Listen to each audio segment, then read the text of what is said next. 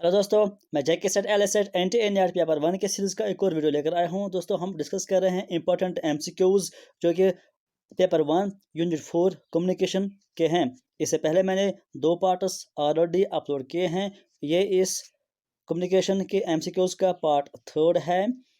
अभी तक हमने 27 क्वेश्चन डिस्कस किए हैं। आज हमें डिस्कस करना है क्वेश्चन नंबर 28 से आगे। दोस्तों, वीडियो शुरू करने से पहले आपको मैं बताऊं कि अगर आप में से किसी ने अभी तक के जो वीडियोस हमने डिस्कस किए हैं नहीं देखे हैं, तो आप प्ले लिस्ट में जाइए। प्ले लिस्ट में जेके सेट एल एस सेट के नाम का जो लिस्ट है उसमें आपको अब तक के सारे वीडियोस मिल जाएंगे।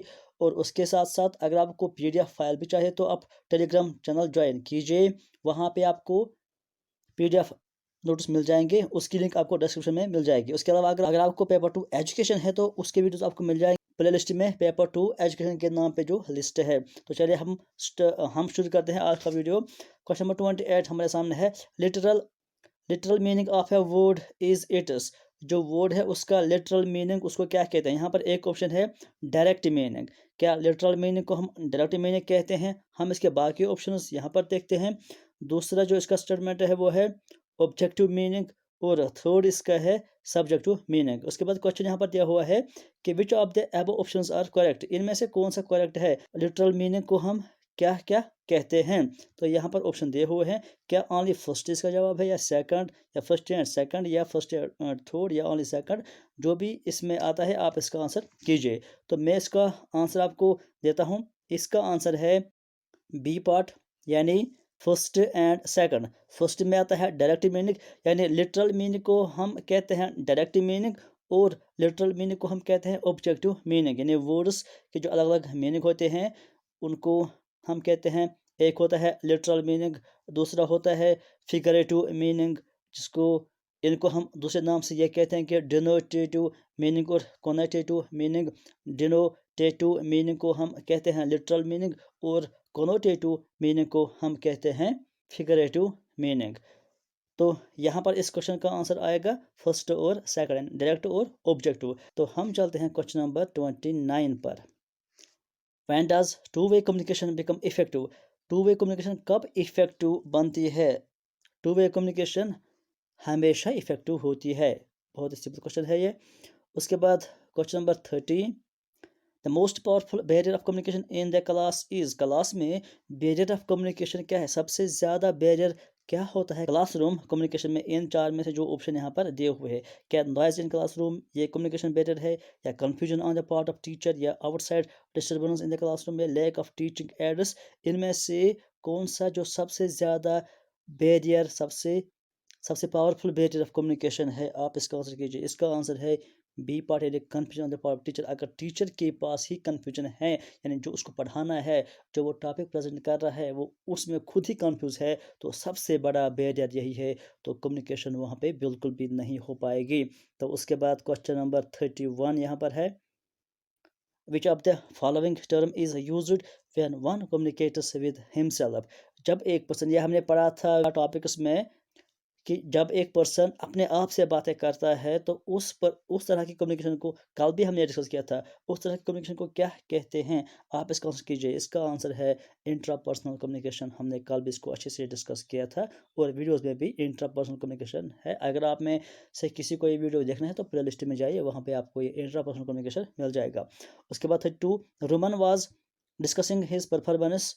एक पर्सन है जिसका नाम है रोमन, वो डिस्कस कर रहा था अपने टीचर के साथ आफ्टर क्लास जब टीचर ने किया था उसके बाद वो डिस्कस कर रहा था अपने टीचर के साथ कुछ पॉइंट्स डिस्कस कर रहा था। The communication between them is. उनके बीच में ये जो कम्युनिकेशन है उस स्टूडेंट और उस टीचर की आफ्टर क्लास, उस कम्युनिकेशन को हम क्या कहेंगे? आप इसका आंसर कीजिए। सिंपल क्वेश्चन है, इसका आंसर है डायडिक कम्युनिकेशन। डायडिक कम्युनिकेशन हम उस कम्युनिकेशन को कहते हैं जहाँ पर दो पर्सन आपस में बातें करते हैं, उसको कहते हैं डायडिक कम्युनिकेशन। उसके बाद हम चलते हैं क्वेश्चन नंबर 33 पर। The psychological aspect of the classroom are best managed. Classroom को कौन बेस्ट मैनेज करता है? क्लास का साइकोलॉजिकल जो एस्पेक्ट है, कौन बेस्ट अच्छे से मैनेज कर पाता है? The class teacher. जाहिर सी बात है, जो क्लास टीचर होगा वही सबसे बेस्ट क्लास को मैनेज कर पाएगा। प्रिंसिपल का रोल उतना उसमें नहीं है, या स्टूडेंट्स उतना मैनेज नहीं कर पाएंगे, लेकिन जो साइकोलॉजिकल एस्पेक्ट है वो टीचर ही मैनेज करता है, टीचर के हाथ में कंट्रोल होता है। उसके बाद 34, विच of the following signifies the meaning receiver has interpreted from a message. जो रिसीवर होता है, मैसेज को रिसीव करता है, वो जब मैसेज से कोई इंफॉर्मेशन इंटरप्रेट करता है, किसी मैसेज को जब समझ लेता है, उसको क्या कहते हैं, यहाँ पर ऑप्शन दिए हुए हैं। सिंपल सा क्वेश्चन है, अगर आपने वीडियोस देखे होंगे तो आप इस क्वेश्चन को वेरी फास्ट आंसर दे पाएंगे। तो आप इसका आंसर कीजिए फीडबैक, क्योंकि जब फीडबैक देता है रिसीवर तो हम कहते हैं कि रिसीवर ने कम्युनिकेशन को अंडरस्टैंड किया, उसको समझा है। उसके बाद 35, on the occasion of Diwali employees of A company arranged for a get together function बनाई, उनके बीच में वहाँ पर कम्युनिकेशन हुई आपस में, तो उस कम्युनिकेशन को हम क्या कहेंगे, यहाँ पर ऑप्शन 4 दिए हुए हैं।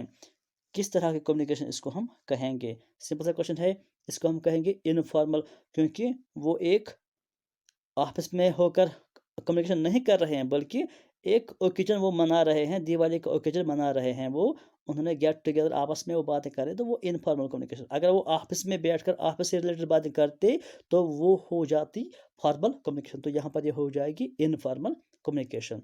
तो उसके बाद क्वेश्चन नंबर 36 यहाँ पर है, emoticons are use to, emoticons आप सब जानते हैं, जब हम कम्युनिकेशन करते हैं, जब हम चैटिंग करते हैं, ऑनलाइन चैटिंग, वहाँ पर हम बहुत सारे इमोटिकॉन्स यूज़ करते हैं, जिसमें वो फिगर्स वगैरह बने हुए होते हैं।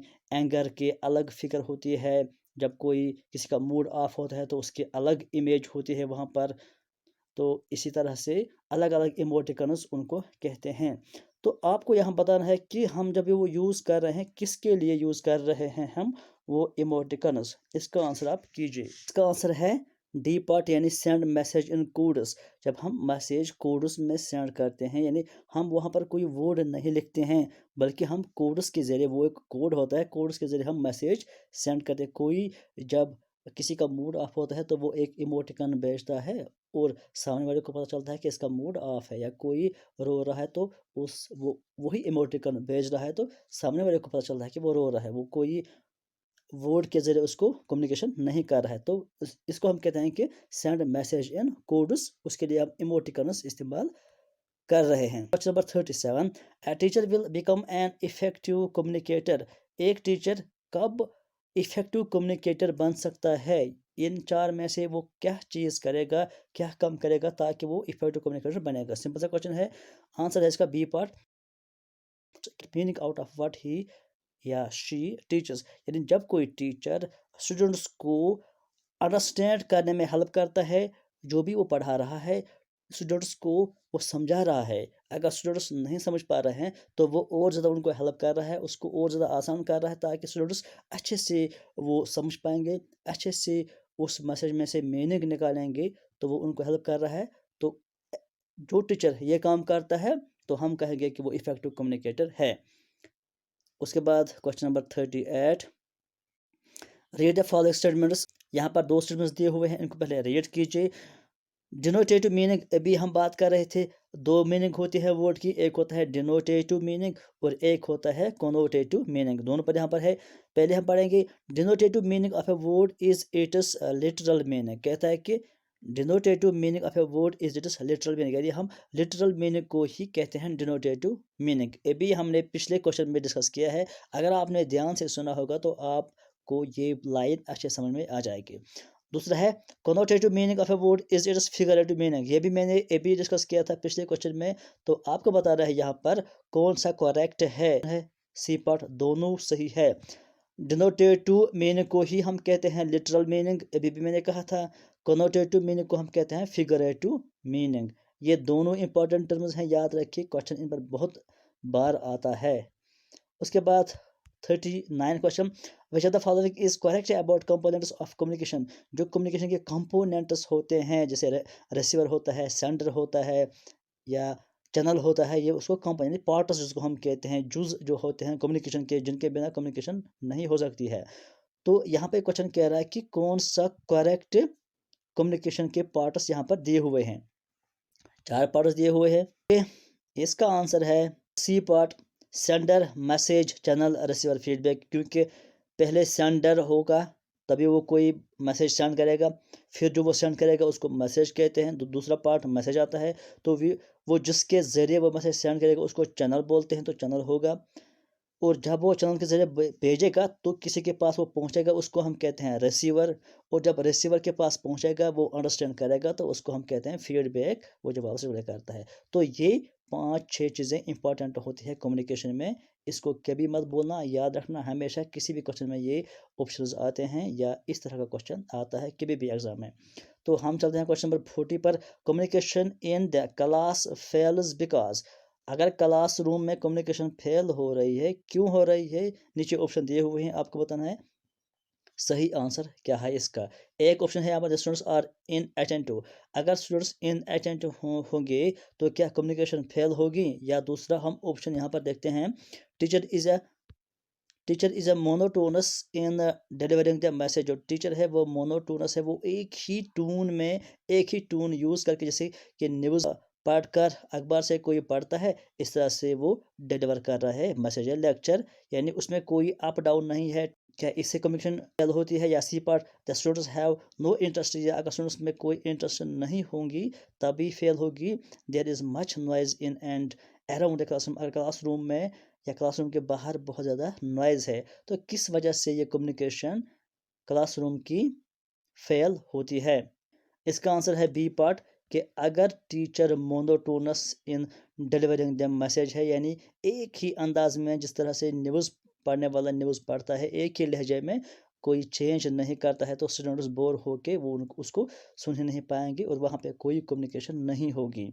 अगर नॉइज़ है लेकिन टीचर अच्छे से बोल रहा है तो स्टूडेंट्स नॉइज़ की तरफ से ध्यान हटाकर मैसेज को अंडरस्टैंड करने की कोशिश करेंगे, कुछ ना कुछ वहाँ से सीख लेंगे। या अगर स्टूडेंट्स को इंटरेस्ट नहीं है लेकिन जो टीचर होता है अगर वो अच्छे से कम्युनिकेट कर रहा है तो स्टूडेंट्स में खुद ब खुद इंटरेस्ट आएगी, यानी ये चेंज हो जाएगा। लेकिन जब टीचर ही मोनोटोनस है, अगर स्टूडेंट्स में इंटरेस्ट होती है, मोटिवेशन है पहले, लेकिन जब वो टीचर को सुनेंगे, टीचर का बोलने का अंदाज अच्छा नहीं है तो वो बोर होके वापस चले जाएंगे। तो इसलिए बी पार्ट इसका सही आंसर हो जाएगा। उसके बाद क्वेश्चन नंबर 41 है यहाँ पर, फिगरेटिव मीनिंग। अभी भी बात की, 2 क्वेश्चन में ये बात आ गई। Figurative meaning of a word is it's. Figurative word को हम क्या कहते हैं? यहाँ पर ऑप्शन दिए हुए हैं, आपको बताना है कि कौन सा इसमें सही है। फिगरेटिव का आंसर है बी पार्ट, यानी second and fourth. Connotative meaning अभी बात की हमने, और फोर्थ क्या है? Subjective meaning. अगर ऑब्जेक्टिव, ये दो है ऑब्जेक्टिव और डिनोटेटिव, इनको हम कहते हैं लिटरल मीनिंग। पिछले क्वेश्चन में आए थे ये। उसके बाद question number 42, which of the following will make communication more effective. Communication को मोर इफेक्टिव बनाने के लिए इनमें से हम क्या यूज़ करेंगे? सिंपल सा क्वेश्चन है, इसका आंसर है B part, using multi sensory appeal.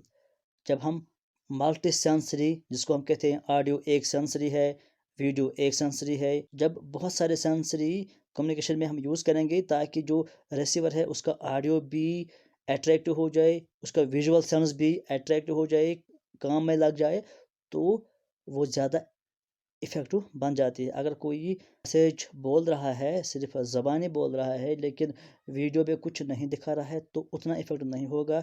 अगर कोई सिर्फ वीडियो दिखा रहा है, कोई कुछ बोल नहीं रहा है, तो वो भी उतना इफ़ेक्टिव नहीं होगा। लेकिन जिस कम्युनिकेशन में वीडियो भी है और ऑडियो भी है तो वो कम्युनिकेशन ज़्यादा इफ़ेक्टिव होगी एज़ कम्पेयर टू जो कि बाकी दो हैं।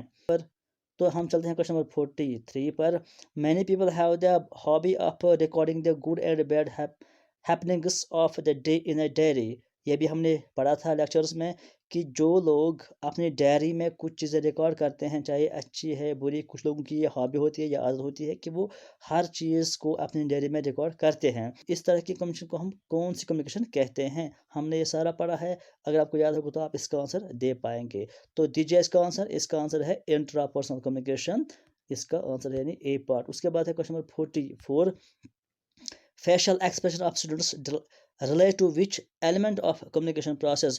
ये जो फेशियल एक्सप्रेशन होता है इसको हम किस चीज़ से रिलेट करते हैं? यहाँ पर 4 ऑप्शन दिए हुए हैं, आप इसका आंसर कीजिए। इसका आंसर है मैसेज, यानी अगर फेशियल कोई एक्सप्रेशन करता है, चेहरे से एक्सप्रेशन दिखा रहा है, तो वो भी एक मैसेज होती है। उसके बाद 45. Which of the following will not hamper effective communication in the classroom? Effective communication में कौन सा hamper नहीं करेगा, यानी ये रुकावट नहीं बनेगा? कौन सा रुकावट नहीं बनेगा इफेक्टिव कम्युनिकेशन में क्लासरूम के लिए? तो आप इसका आंसर कीजिए सी पर प्रिसाइज स्टेटमेंट। अगर एक स्टेटमेंट प्रिसाइज है तो उससे इफेक्टिव कम्युनिकेशन में फ़र्क नहीं पड़ेगा। अगर लेंथी है तो इफेक्टिव कम्युनिकेशन में फ़र्क पड़ेगा, कम्युनिकेशन इफेक्टिव नहीं होगी।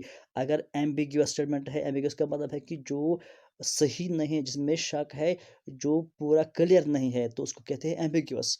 अगर स्टेटमेंट क्लियर नहीं है तो इफेक्टिव कम्युनिकेशन नहीं हो जाएगी। डी पर हम देखते हैं कि statement that allows the listener to draw his her own conclusion. अगर कोई स्टेटमेंट ऐसा है कि उसको जो लिसनर है या जो रिसीवर है उसको कहा जाता है कि आप खुद ही कोई कंक्लूजन निकाल ले इससे, तो वो हर तरह के जो रिसीवर है अपने अपने हिसाब से कंक्लूजन निकालेंगे, तो वहाँ पर भी इफेक्टिव कम्युनिकेशन नहीं होगी। इफेक्टिव कम्युनिकेशन तब होती है जब रिसीवर वही माने निकाल लेता है, उसी तरह मैसेज को अंडरस्टैंड करता है जिस तरह से सेंडर को एम होता है, जो सेंडर चाहता है, तभी कम्युनिकेशन इफेक्टिव होती है। तो इस लिहाज से सिर्फ सी पार्ट इसका सही आंसर हो। तो आज की वीडियो में इतना ही। Thank you.